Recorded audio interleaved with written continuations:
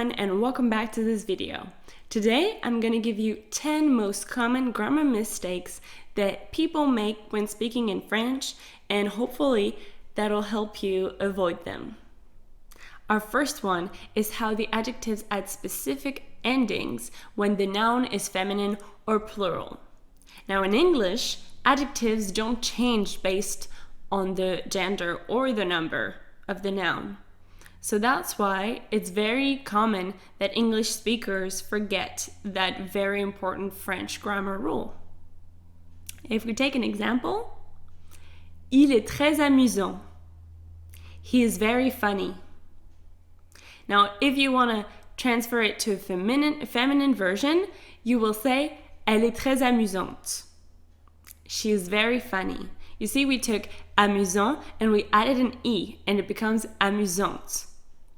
Now, if it's feminine and plural, elles sont très amusantes, you would add ES at the end, amusante with ES at the end. They are very funny. Elles sont très amusantes. Number 2 is literal translation. Now, translating a word is okay, but you might be tempted to translate a whole phrase or sentence literally. However, it won't always make sense. For example, when you say good morning in English, if you translate it literally, you might want to say bon matin. However, that's very incorrect. When you want to say good morning, you simply say bonjour. Good morning. Bonjour. Another example would be I'm interested in fashion. You might be tempted to say je suis intéressé dans la mode, but the correct answer would be je suis intéressé par la mode, or la mode m'intéresse. Number 3 is how the English subject switches place with the object when translated to French. For example, if you want to use the verb se manquer, to miss someone, and if you say I miss you, you might be tempted to say je manque toi, but the correct answer is tu me manques. You really have to switch places. Or another example would be with the verb se laver, to clean. If you say I clean them, you might be tempted to say je lave les, but the correct answer is je les lave. So never forget to switch the subject and the object. Number 4 is using the right articles. Now, in the French language, there are more articles than in the English language. And that's because in French, there are separate articles for masculine, feminine, and plural. And everything has a gender, so it's very important. For example, if you're going to say, the chair is small. La chaise est petite. La chaise, which means the chair, is feminine in French. Now, if you're going to say, the wall is green, le mur est vert, le mur, which means the wall, is masculine. In addition to having a lot of separate articles, we also use them more frequently in the French language. For example, if you want to translate the sentence, we have brunch every Sunday, in French, it would be nous faisons un brunch tous les dimanches. So we added un, brunch, and les dimanches. We have brunch every Sunday. Nous faisons un brunch tous les dimanches. Number 5 is contracting prepositions.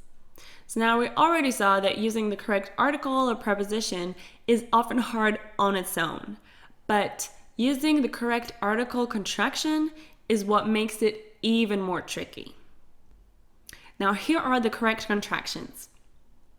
Du is the result of contracting de and le. Des is the result of contracting de and les. Au, singular, is the result of contracting a and le. And au, plural, is the result of contracting a and les. Now, de, la, and à la do not contract. Now, here are some examples. If you want to say, I'm going to the market, then you will say, je vais au marché, and not je vais à le marché. You contract those two, à, le, and it becomes au singular.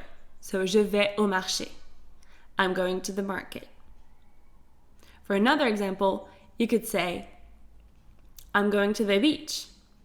Je vais à la plage. So here, no contractions needed because it's à la. Je vais à la plage. I'm going to the beach. Number 6 is the negation. More specifically, when you want to notify the lack of something. So if you want to say, there is no jam in the fridge, you might be tempted to say, il n'y a plus de la confiture dans le frigo. But the correct answer is, il n'y a plus de confiture dans le frigo. Here's why. Because when in a sentence there is de plus the article plus the noun, here, de la confiture, which we are lacking of, when you want to express that in a negative sentence, you remove the article. So you're left with de confiture. This is why we say il n'y a plus de confiture dans le frigo. Another example would be there is no bread on the table. And you might be tempted to say il n'y a pas du pain sur la table. But remember, du is the contraction of de and le. So here we remove the article, so le, and we are left with de and pain. So you say il n'y a pas de pain sur la table. Number 7 is confusing passé composé and imparfait. Now here's how to make the distinction between those two tenses.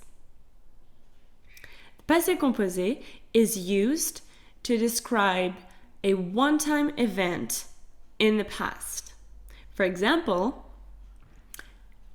j'ai fait mes devoirs hier soir. I did my homework last night. J'ai fait mes devoirs hier soir. Now, the imperfect is used to describe what a person used to do over a period of time in the past. So, for example, je faisais mes devoirs tous les jours. I was doing my homework every day. Je faisais mes devoirs tous les jours. Number 8 is knowing when to use c'est or il ou elle est. Now, they both mean it, he, or she is, but you have to use them in the right circumstances. C'est is used in two situations. The first one is before a masculine adjective describing a general condition. The second one is before articles like un or une, which means a or an, and the articles le ou la, which means the. Now, for example, if you want to say, it's beautiful here, you will use c'est beau ici. You use c'est because beau is a masculine adjective to describe a general condition. Now, another example would be, she's a good dancer. C'est une bonne danseuse. Now, you use c'est because danseuse goes along with the article une. So, you use c'est. However, if there is no article, then you use il ou elle est. For example, she's tall. Elle est grande. She's tall. Number 9 is knowing where to place the adjectives. Now, for English speakers, the word order in sentences is often confusing. But in most sentences in French, the adjective comes after the noun, but there are some exceptions. Here are the adjectives that come before the noun. You have bon, which means good. You have mauvais, which means bad. You have petit, which means small. You have grand, which means big. And jolie, which means pretty. For example, if you want to say, she's a pretty girl, you will say, c'est une jolie fille, and not c'est une fille jolie, compared to if you want to say, that's a red dress, c'est une robe rouge, and not c'est une rouge robe. C'est une robe rouge. That's a red dress. Number 10 is les faux amis. So numerous words in French and English look and sound similar, but they mean completely different things.